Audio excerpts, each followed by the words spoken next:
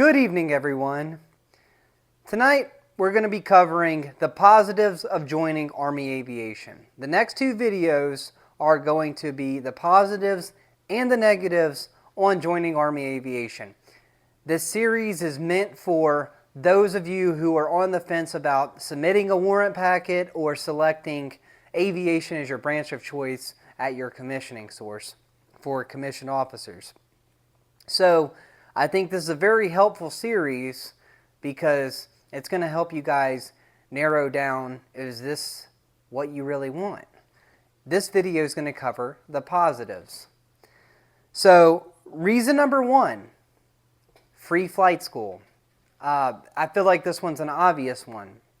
Free flight school, and not only is it free, but you get paid a salary while you're in flight school, and you're guaranteed a job as a professional pilot after you leave flight school.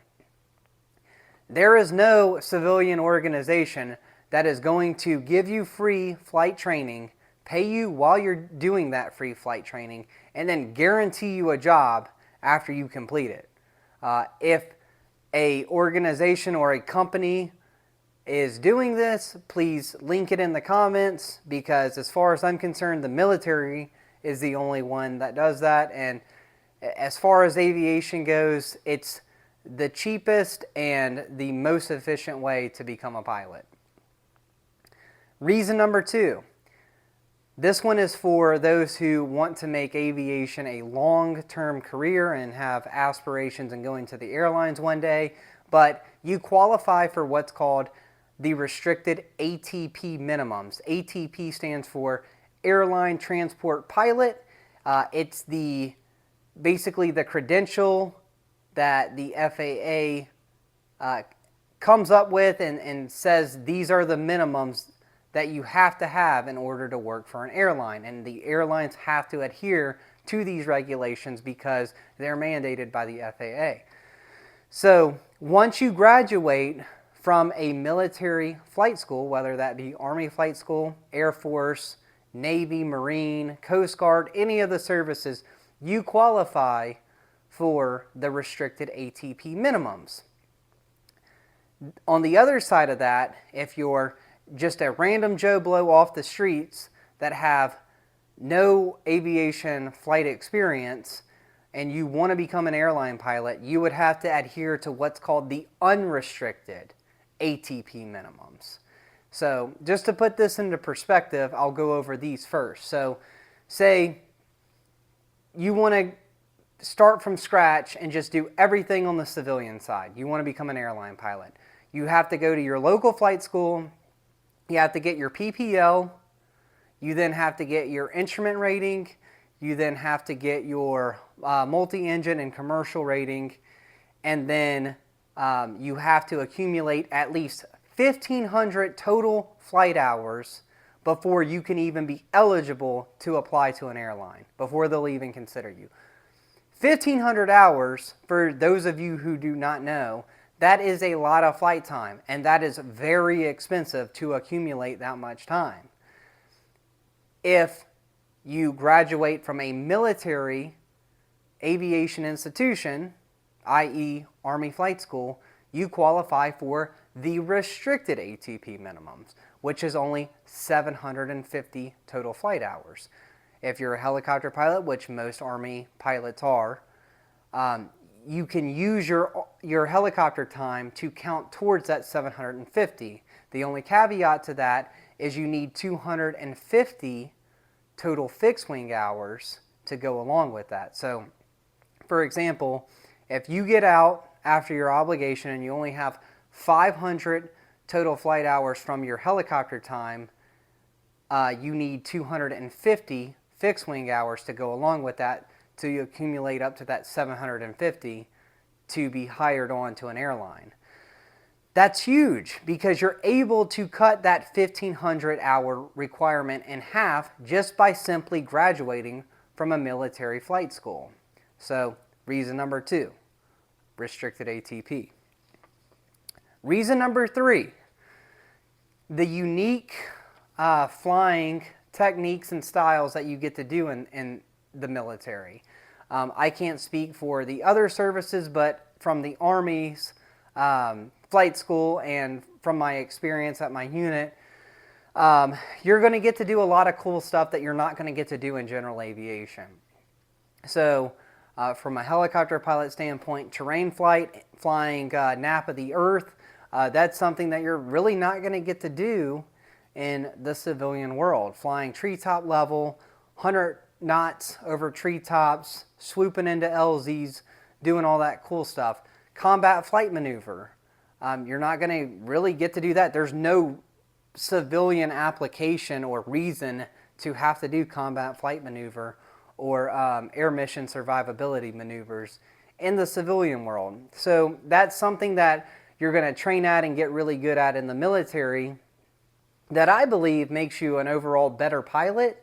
But those experiences and the ability to be able to do those things and master those techniques is something that you're not going to really get to do or have a reason to do in general aviation. In general aviation, you're really learning how to fly from point A to point B as safely as possible. There's really no need to evade an enemy or evade an enemy threat or to dodge a missile or learn how to use CMOS systems or flares or chaff or anything like that. To go along with this, I've kind of grouped this category into 3 subgroups. So I've covered one of them. The other one I'll cover is the mission itself. So I'm a medevac pilot. There is civilian application to my mission, but being a medevac pilot for infantry guys on the ground and being able to integrate into their plan, that's something really cool that you wouldn't be able to do in the civilian world, is being a part of that mission. Being an Apache pilot and getting to shoot shit and blow shit up, that's something you're really not going to be able to do in the civilian world.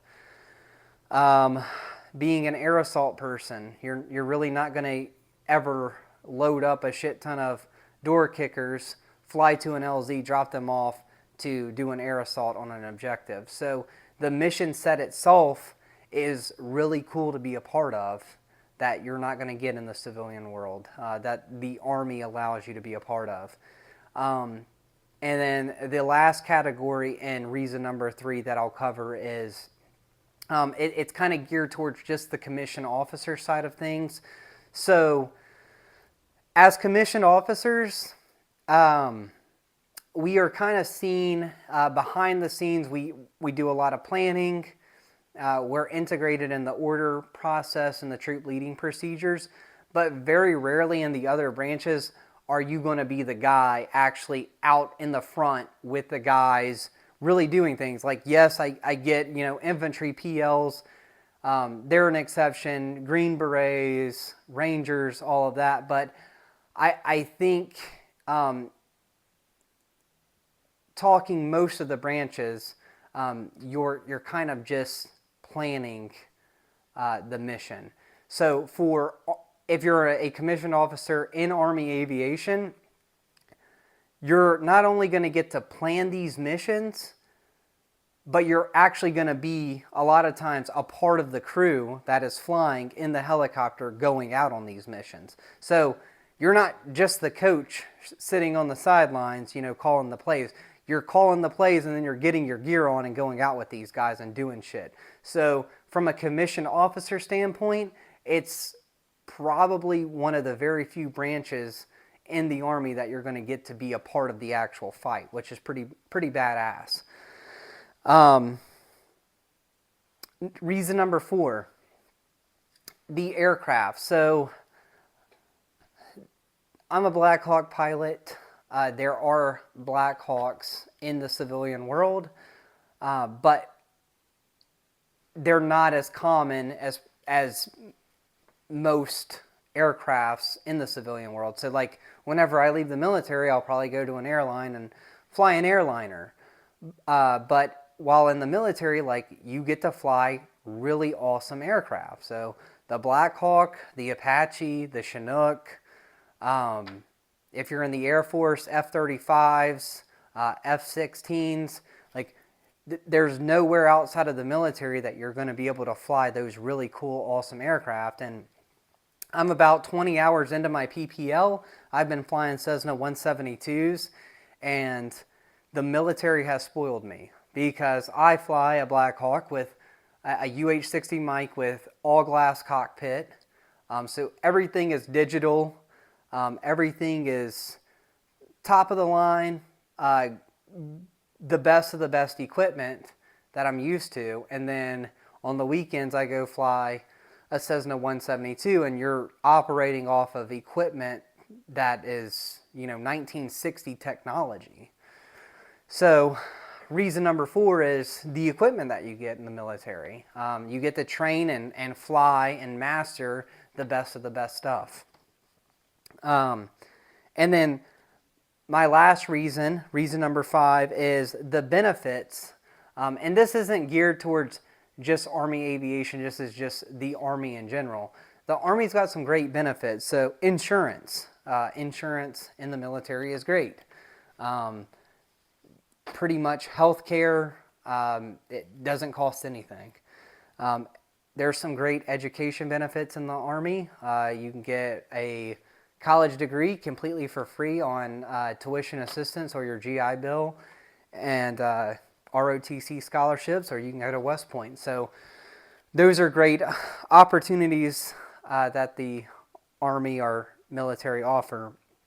And then great retirement plan. So I'm on the old plan where you get the pension program, but I know that they have the blended TSP now. So there are some great benefits that are in the military that you don't get anywhere else. So these are the positives about Army aviation, and stay tuned for the negatives about Army aviation so I can paint the full picture so you guys are armed with the best, latest and greatest information before you make that decision. Stay tuned, guys. Thank you.